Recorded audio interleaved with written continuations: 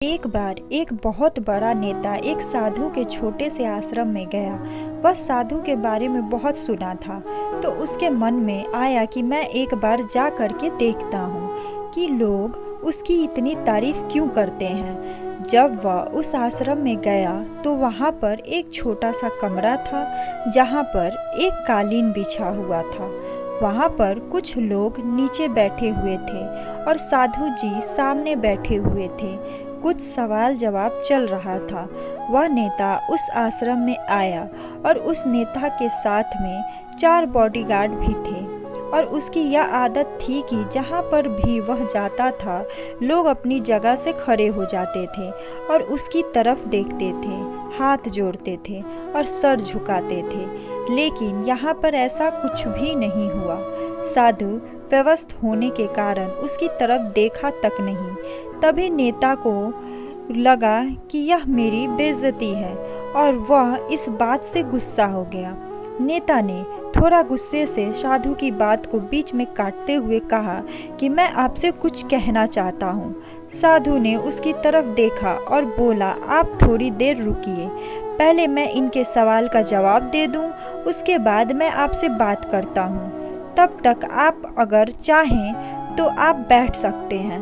बस साधु का इतना कहने की ही देरी थी। नेता का चेहरा गुस्से से लाल हो गया और फिर उसने अपना सारा गुस्सा उस साधु पर निकाल दिया। अभी तक वह नेता बहुत तमीज से आप कह करके बात कर रहा था, लेकिन अब वह तू तड़ाक पर उतर आया। नेता ने उस साधु को कहा, तुझे पता भी है मैं कौन हूँ और तू किससे बात कर रहा है? साधु ने उसकी तरफ देखा और कहा, मुझे इससे कोई फर्क नहीं पड़ता है कि आप कौन हैं, लेकिन आप जो कोई भी हैं, अगर आप चाहते हैं कि मैं आपके सवाल का जवाब दूं या आपसे बात करूं, तो आपको कुछ देर रुकना होगा। और साधु की यह कहते ही नेता गुस्से से पागल हो गया और वहीं सबके सामने चीखने चिल्लाने लग गया। अब मैं तुझे तेरी असली औकात दिखाऊंगा। तूने मुझसे पंगा ले करके ठीक नहीं किया। तुझे पता भी है मैं तेरे बारे में क्या सोचता हूँ। साधु ने फिर से नेता की तरफ देखा और बड़े ही प्रेम से कहा कि मुझे इससे कोई फर्क नहीं पड़ता कि आप मेरे बारे में क्या सोचते हैं। आप जो चाहें वह मेरे बारे में सोच सकते हैं। फिर नेता ने उससे कहा कि तू चाहे सुनना चाहता है या नहीं, लेकिन मैं तुझे यही सब के सामने बताऊंगा कि मैं तेरे बारे में क्या सोचता हूँ। तू कोई साधु नहीं है, तू एक बहुत ही घटिया इंसान है। तू एक ढोंगी है, पाखंडी है और यहाँ पर जितने भी लोग बैठे हैं उन सबको बेवकूफ़ बना रहा है।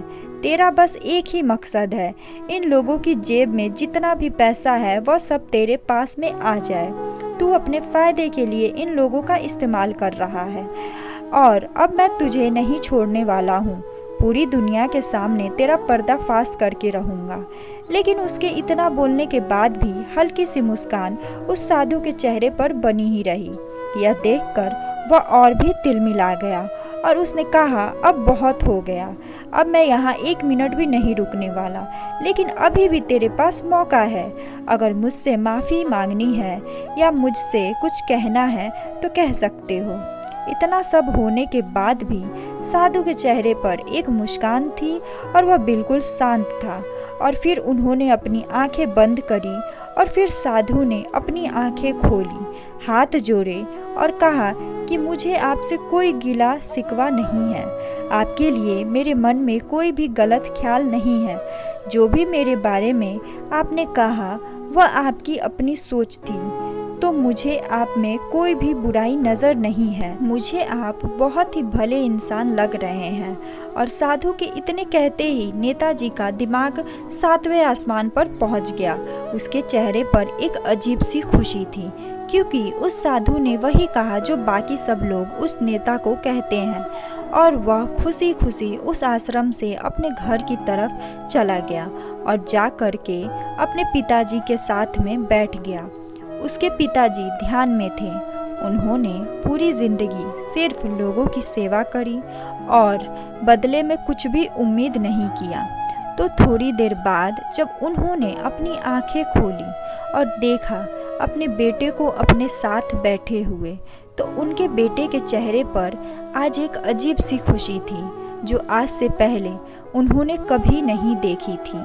फिर उसने एक एक करके सब कुछ बताया कि आज क्या हुआ, किस तरह से वह आश्रम गया और वहाँ पर क्या हुआ, उसने क्या कहा और साधु जी ने क्या कहा।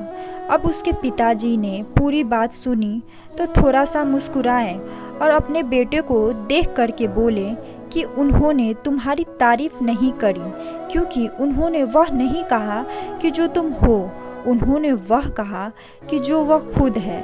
और तुमने जो भी कुछ उनको कहा वो नहीं कहा कि जो वो हैं, बल्कि तुमने वह कहा जो तुम खुद हो। यही बात वेदों में भी कही गई है, यथा दृष्टि तथा सृष्टि। यह दुनिया तुम्हें वैसी नहीं दिखती जैसी यह दुनिया है, यह दुनिया वैसी दिखती है तुम्हें जैसे तुम खुद हो।